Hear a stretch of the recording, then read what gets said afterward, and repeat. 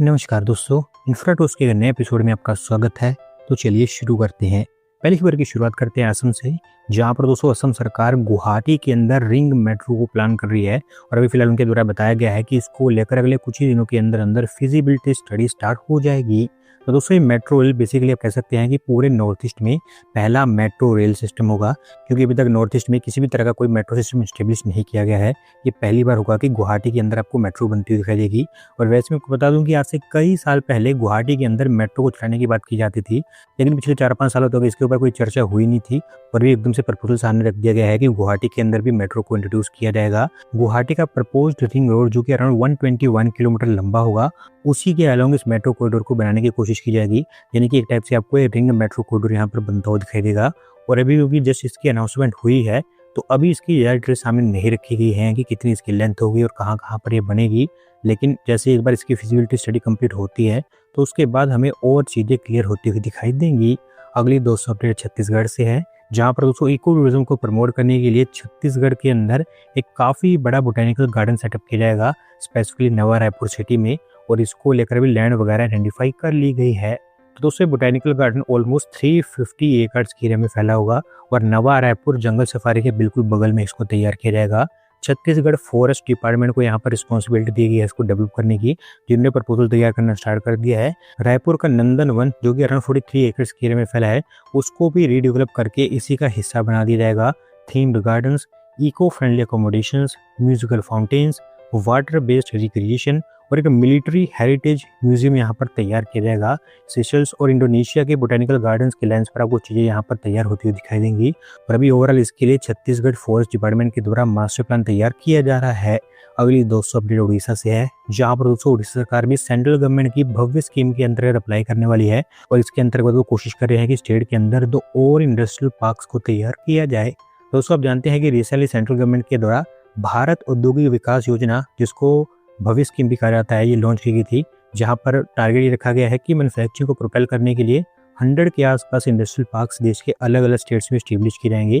और इसके लिए रिसेंटली सेंट्रल गवर्नमेंट के द्वारा स्टेट्स को कहा गया है कि वो प्रपोजल भेजने स्टार्ट कर दें ताकि इनको इवेल्युएट किया जा सके।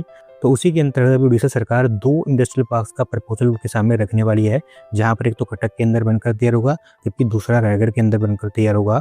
कुल मिलाकर ये 860 एकड़ के एरिया में फैले होंगे, जहां पर Orissa industrial infrastructure development corporation ने डीपीआर वगैरह के लिए भी टेंडर फ्लोट कर दिए हैं। देखते हैं कि इसको अप्रूवल मिल पाती है या फिर नहीं। अगली दोस्तों अपडेट आंध्र प्रदेश से है, जहां पर दोस्तों आंध्र प्रदेश के चित्तूर डिस्ट्रिक्ट के कुप्पम टाउन में एक state of the art bus station और डिपो सेटअप किया जाएगा। और इसको लेकर आंध्र प्रदेश के चीफ मिनिस्टर, जो कि इस कॉन्स्टिट्यूएंसी को रिप्रेजेंट करते हैं, उनके द्वारा फाउंडेशन स्टोन रख दिया गया है। तो दोस्तों ये बस स्टेशन और डिपो स्वर्ण कुप्पम इनिशिएटिव का पार्ट होगा, जहां पर अभी ये तो नहीं बताया गया है कि कितने एरिया में फैला होगा, लेकिन ये जरूर बताया गया है कि एयरपोर्ट स्टाइल की फैसिलिटीज यहाँ पर आपको बनती हुई दिखाई देंगी। इसको एक कमर्शियल ट्रांसपोर्ट हब के रूप में तैयार किया जाएगा, जहाँ पर बड़े बड़े passenger waiting areas, real time information displays, waiting lounge, bus space, retail shops, food courts और डेडिकेटेड रेस्ट रूम्स भी सेटअप किए जाएंगे। इसके अलावा ये बताया गया है कि आंध्र प्रदेश के अलग अलग सिटीज के अलावा तमिलनाडु, कर्नाटका और तेलंगाना तक की बसेस यहाँ से ऑपरेट होंगी। कुल मिलाकर 118 करोड़ रुपीज इसके ऊपर खर्च किए जाएंगे, जिसमें से 1.2 करोड़ रुपीज तो बस स्टेशन के लिए होंगे, जबकि 36.8 करोड़ रुपीज डिपो के लिए होंगे। अगली दोस्तों अपडेट हमारी रेलवेज की तरफ से है, जहाँ पर दोस्तों वेस्टर्न रेलवेज के द्वारा एक नया integrated control and command centre setup कर दिया गया है अहमदाबाद के अंदर। और अब इसके थ्रू आप देखेंगे कि नॉर्थ गुजरात के जितने भी रेल ऑपरेशंस हैं, वो सारे के सारे यहीं से मैनेज किए जाएंगे। दोस्तों command and control centre 24,500 square feet के एरिया में फैला है, जहाँ पर एक आरपीएफ कंट्रोल रूम, एक डिजास्टर मैनेजमेंट सेल, कैरिज और वेगन कोऑर्डिनेशन यूनिट्स भी यहाँ पर तैयार की गई हैं। 24/7 ये ऑपरेट होगा और डेली बेसिस पर 130 कोचिंग ट्रेन, जबकि 160 फ्रेट ट्रेन की मूवमेंट को ये मॉनिटर करेगा। और अभी आपको बता दूं कि इसकी कमीशनिंग वगैरह भी हो चुकी है। अगली दोस्तों अपडेट हमारी इंडियन नेवी की तरफ से है, जहां पर दोस्तों आईएनएस महेंद्रगिरी ने भी इंडियन नेवी की सर्विस को ज्वाइन कर लिया है, क्योंकि हमारे यूनियन डिफेंस मिनिस्टर के द्वारा खुद इसको इनॉग्रेट करते हुए इसको इंडियन नेवी की सर्विस में कमीशन किया गया है। दोस्तों आईएनएस महेंद्रगिरी एक स्टेल्थ फ्रिगेट है, जिसको मैन्युफैक्चर किया गया है मजगौन डॉक शिपबिल्डर्स लिमिटेड के द्वारा। इंडियन नेवी के वॉरशिप डिजाइन ब्यूरो के द्वारा इसकी डिजाइनिंग की गई है।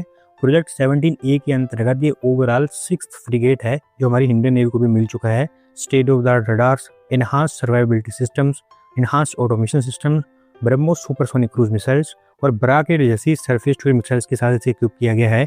अच्छी बात यह है कि इसकी मैन्युफैक्चरिंग में 75% लोकल कंपोनेंट्स का इस्तेमाल हुआ है और ओवरऑल विशाखापट्टनम के अंदर ये सारी की सारी कमीशनिंग सेरेमनी की गई थी।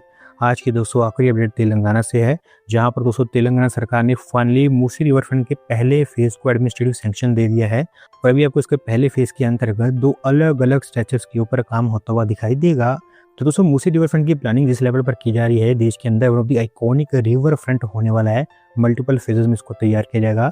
अभी फिलहाल पहले फेज में जोन 1A और जोन 1B को अप्रूव किया गया है, जहां पर जोन 1A तो हिमायत सागर से गांधी सरोवर तक होगा 9.2 किलोमीटर, जबकि जोन 1B उस्मान सागर से गांधी सरोवर तक 11.8 किलोमीटर का होगा। दोनों की कुल मिलाकर लेंथ 21 किलोमीटर के आसपास होगी और 7,345 करोड़ रुपीस का खर्च आएगा पहले फेज के ऊपर, जिसमें से 4500 करोड़ रुपीस तो लोन के रूप में लिए जाएंगे एशियन डेवलपमेंट बैंक से, जबकि 2,845.12 करोड़ रुपीस तेलंगाना सरकार खुद कंट्रीब्यूट करेगी। और उम्मीद यही है कि यहाँ पर हमें एक बहुत ही आइकॉनिक रिवर फ्रंट देखने को मिलेगा। दोस्तों आज की वीडियो में बस इतना ही। अगर आप अपनी तरफ से अपडेट सबमिट करना चाहते हैं तो डिस्क्रिप्शन में दिए गए लिंक पर क्लिक करके सबमिट कर सकते हैं। और अगर आज की वीडियो पसंद आई हो तो वीडियो को लाइक करें, चैनल को सब्सक्राइब करें। धन्यवाद वीडियो को देखने के लिए।